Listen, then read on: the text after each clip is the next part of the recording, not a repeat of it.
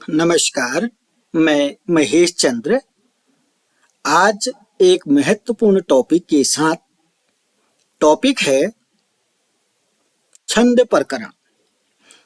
छंद प्रकरण में हम आज देखेंगे भुजंग पर्याय छंद।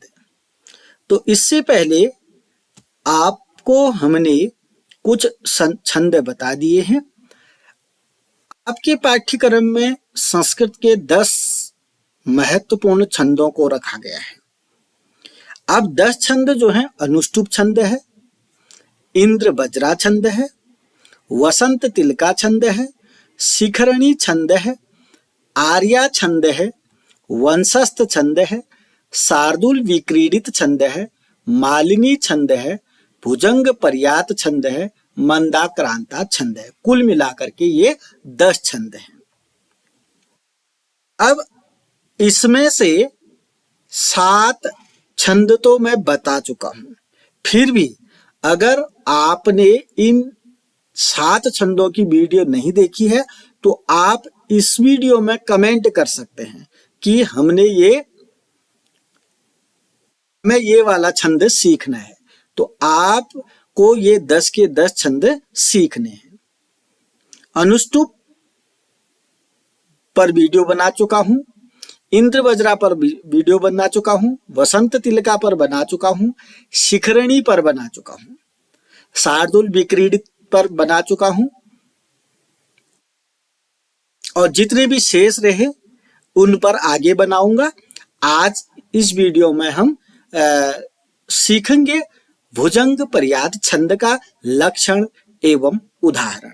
आइए देखते हैं भुजंग पर्याय छंद का लक्षण एवं उदाहरण। अभी तक आपने जितने भी छंद सीखे उन सभी में सबसे सरल छंद है भुजंग पर्याय छंद। क्यों है? क्योंकि उसका लक्षण देखिएगा, भुजंग पर्यातम चतुर्भियकारे, भुजंग पर्यातम चतुर्भियकारे। एक तो भुजंग पर्यात शब्द है, भुजंग पर्यातम है, फिर चतुर्भि यकारे। चतुर्भि यकारे का मतलब चतुर्भि माने 4, यकारे माने यकार, यकार माने यगण। यकार का मतलब क्या होता है? यगण। मतलब यह है इसका भुजंग पर्यात छंद में 4 यगण होते हैं।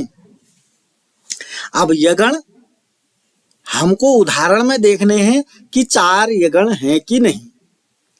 भुजंग पर्यात छंद में 4 यगण होते हैं जैसा कि लक्षण में बताया गया है। भुजंग पर्यातम चतुर्भियकारे। चलिए, अगर 4 यगण है तो भुजंग पर्याय छंद में वर्ण टोटल कितने होंगे बता सकते हैं आप? 30 सेकंड रुक रहा हूं मैं।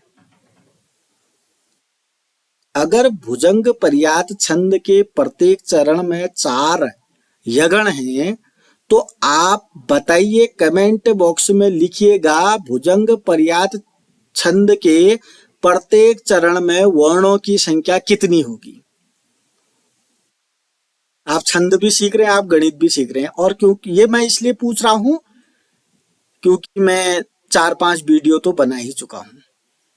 कितना सीखा इस का अगर आपने आंसर दे दिया तो मैं समझूंगा कि आपने बहुत कुछ सीखा।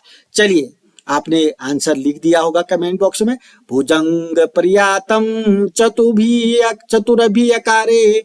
भुजंग पर्यात छंद में चतुर्भि माने 4 यकार होते हैं, यकार माने यगण होते हैं। भुजंग पर्यातम चतुर्भियकारे। अब मुझे ये चतुर्भि पढ़ना पड़ेगा। अब इसको मैं ऐसे भी पढ़ सकता, चतुर्भियकारे। रॉ को साइलेंट भी कर सकता हूं मैं, लेकिन उसके लिए मुझे थोड़ा सा ध्यान देना पड़ेगा। इन दो जो रॉ लगा रखे हैं ऊपर, इसका दोनों का विसर्ग बना दीजिएगा। भुजंग पर्यातम चतुर्भियकारे। चतु के बाद विसर्ग बना दीजिएगा क्योंकि अगला वाला जो रॉ है उसका विसर्ग है। चतुर्भि भी के बाद भी विसर्ग बना दीजिएगा, क्योंकि जो रॉ है उसका। कुल मिलाकर के भुजंग प्रियातम चतुभियकारे, अब मेरा रॉ जो है डिलीट हो चुके हैं, उन दोनों रॉ की जगह पर मैंने विसर्ग बना दिया है। ये तो रहा मैंने भुजंग प्रियातम चतुभियकारे को कैसे पढ़ा जाए। आपको उसका हिंदी भी आ चुका है कि भुजंग पर्यात छंद में 4 यगण होते हैं, और इसमें बहुत बड़ी बात भी नहीं है, बहुत सरल है। भुजंग पर्यातम चतुभियकारे का मतलब है 4 यगण होते हैं। और यगण क्या होता है, आप गण तो जिस दिन आपने छंद शुरू किए होंगे उसी दिन आपने गणों के बारे में, गण बनाना, गण 8 होते हैं, सब कुछ सीख लिया होगा।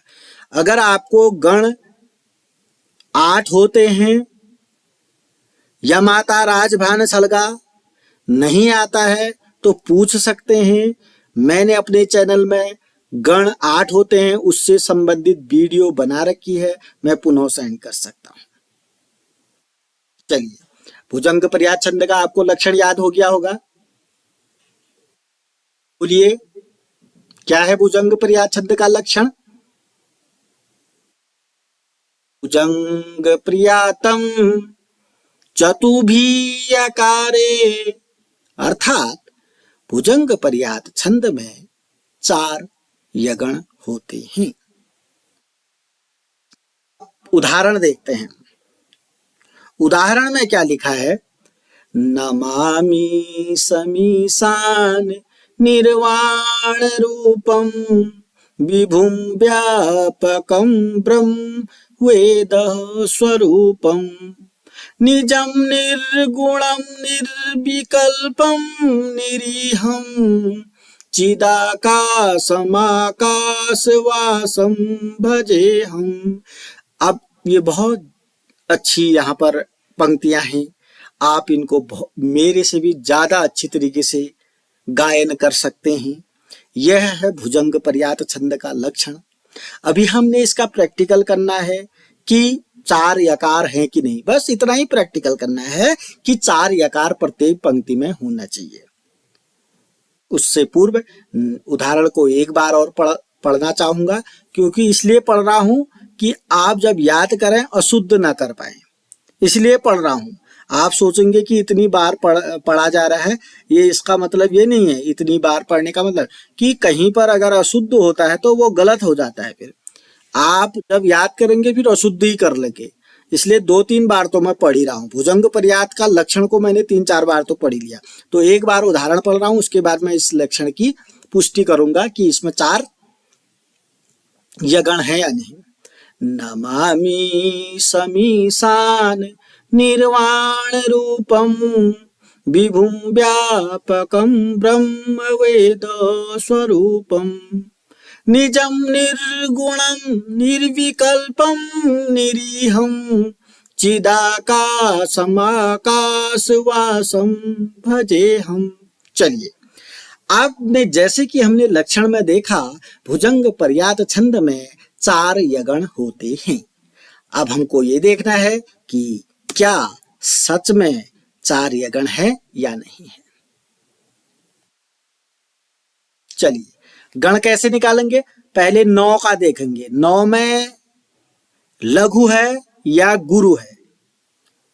लघु गुरु तो क्लियर होगा आपके दिमाग में। चलिए बताइए, 9 लघु है या गुरु है? 9 है लघु। लघु को एक डंडे से दिखाते हैं, ठीक है ना। अच्छा, दूसरी बात, अब माँ है। माँ लघु है या गुरु है? माँ आ की मात्रा है, अपने आप ये क्या हो गया, माँ गुरु हो जाएगा। यहां पर अगर कोई डाउट है तो तुरंत क्वेश्चन किया जा सकता है। 9 जो था लघु था, माँ जो था गुरु था। अब मी की बात आई। मी क्या होता है? मी क्या हुआ? लघु है या गुरु है? मी जो है, मी भी गुरु है, क्योंकि बड़ी की मात्रा है, इसलिए जो मी है यह गुरु है। कोई दिक्कत? अब ये बन गया यगण। यगण माने यमाता। हमको ऐसे ही 4 यगण चाहिए। कितने चाहिए? 4। एक तो बना दिया, और 4 के 4 ऐसे ही होंगे। 4 के 4 कैसे होंगे? एक पहला वाला लघु होगा, दूसरा वाला गुरु होगा, तीसरा वाला गुरु होगा। बस 4 यगण चाहिए हमको प्रत्येक पंक्ति। मैं तो पहली पंक्ति में ही प्रैक्टिकल करूंगा, दूसरी पंक्ति पर आपको खुद करना है, तीसरी पंक्ति पर खुद करना है, चौथी पंक्ति पर खुद करना है, ठीक है ना। और करना अनिवार्य है। अगर आप ईमानदारी से सीख रहे हैं, जो प्रैक्टिकल में पहली पंक्ति में कर रहा हूं, आपको दूसरी, तीसरी, चौथी में करना चाहिए। अगर आप नहीं कर रहे हैं तो आपके बराबर लापरवाह कोई नहीं है, क्योंकि आपको तो सीखना है, मैं तो सिखा रहा हूं। चलिए, अत्यधिक नहीं बोलते हैं। तो नमामि में क्या है? लघु है, गुरु है, गुरु है। तो यगण ऐसा ही होता है बच्चों। यगण में पहला लघु होता है, दूसरा दीर्घ होता है, तीसरा दीर्घ होता है। सभी ऐसे ही 4 गण निकालते हैं। अब देखिए 100 में क्या होगा? 100 में लघु होगा, 100 लघु है ना। फिर मी में, अगर मी यहाँ पर दीर्घ था तो यहाँ पर भी दीर्घ होगा, इतना तो आपको पता ही है। तो हम यहाँ पर दीर्घ लगा देते हैं। चलिए, हो गया ना। अच्छा, सा में क्या होगा? सा में आ की मात्रा है, इसलिए यहां पर भी दीर्घ हो जाएगा। मैंने इसलिए कहा कि भुजंग पर्यात छंद सबसे सरल इसलिए है कहा, जब हम मात्रा या गण बना रहे हैं सबके सब सेम निकलेंगे। ऐसे ही 2 और निकालने हैं, क्योंकि 1 यगण, 2 यगण, कितने यगण होने चाहिए? 4 चाहिए। तो और देखते हैं कहां तक पहुंच गए थे हम? स मी सा तक पहुंच गए थे। अब 9 की बात आई। ये भी देखना है। अगर आपको ये जो एरो जैसा चिन्ह नहीं दिखाई दे रहा है, इसको देखिएगा, समझिएगा। 9 की बात आई। 9 में कितना होगा? 1 ही होगा, ठीक है ना। अब नी में छोटी की मात्रा है, लेकिन 1 होगा। अब नी में छोटी की मात्रा होने के कारण नी का लघु होना चाहिए, 1 डंडा वाला, लेकिन 1 डंडा नहीं होगा, गुरु हो जाएगा, क्योंकि वा में रॉ लगा है। अगला अक्षर के कारण नी में क्या हो गया बच्चों? यहाँ पर डबल हो गया, यानी गुरु हो गया। गुरु मतलब इस तरीके से हो गया। यहां तक आपको कोई दिक्कत नहीं होना चाहिए। अब क्या हो गया? 9 का हो गया, नी का हो गया। अब वा की बात आई। वा में तो अपने आप डबल है। वा में क्या है? गुरु है ना। गुरु आ की मात्रा होने के कारण गुरु हो गया। इतना भी हो गया। चलिए, 3 गण सेम सेम दिख रहे हैं ना। तीन जब मैंने गण बना लिए तो सभी में क्या है? सेम है। सेम है तो कोई दिक्कत ही नहीं है, यगण है। अब कहां पर पहुंचे थे मालूम है आपको? अणों में। अणों में क्या होगा? सिंगल होगा। अणो सिंगल है, मतलब छोटा लघु है। रू में बड़ा ऊ की मात्रा है। अगर छोटा होता तो 1 डंडा होता, बड़ा ऊ की मात्रा होने के कारण गुरु हो गया, ये बड़ा दीर्घ हो गया। समझ रहे होंगे आप मेरी बातें। चलिए, अब क्या हो गया? पौ हो गया ये। वैसे तो पौ क्या है? 1 डंडा वाला है, छोटा है, लघु है, लेकिन आगे जो मौ है उसको लेकर के यहां पर क्या हो गया? ये भी गुरु हो गया। तो अब हमारा जो है उत्तर की जांच होगी, स्पष्टीकरण हो गया, प्रैक्टिकल हो गया है। जैसे कि हमने कहा, भुजंग पर्यात छंद में 4 यगण होते हैं। भुजंग पर्यात छंद के प्रत्येक चरण में 4 यगण होते हैं। और जैसे कि देखा तो पहला यगण, दूसरा यगण, यगण है तो एक ही गण है ना, एक ही गण है तो सब सेम होंगे, सेम दिख रहे हैं आपको। 1 यगण, 2 यगण, 3 यगण, 4 यगण। तो क्लियर हो गया। अगर आप दूसरी लाइन की को इस तरीके से करेंगे तो सेम ऐसे ही निकलेंगे, तीसरे में देखेंगे तो सेम ऐसे ही निकलेंगे, चौथे में देखेंगे तो सेम ऐसे ही दिखेंगे। आप करिएगा। अगर नहीं निकल रहे हैं तो तुरंत कमेंट बॉक्स में लिख दीजिएगा। लिखना भी चाहिए, पहले करोगे तभी तो। अब क्या करना है, इतना ध्यान रखिएगा। जैसा आपको यहां पर दिख रहा है स्क्रीन में, भुजंग पर्यात छंद का लक्षण आपको कंठस्थ हो जाना चाहिए, याद होना चाहिए। और जैसा कि आपको उसका उदाहरण दिख रहा है वो याद हो जाना चाहिए। फिर क्या करना है आपको? लक्षण का जो हमने हिंदी में अर्थ बताया वो भी याद होना चाहिए, और लक्षण के नीचे उसको आपको लिखना चाहिए।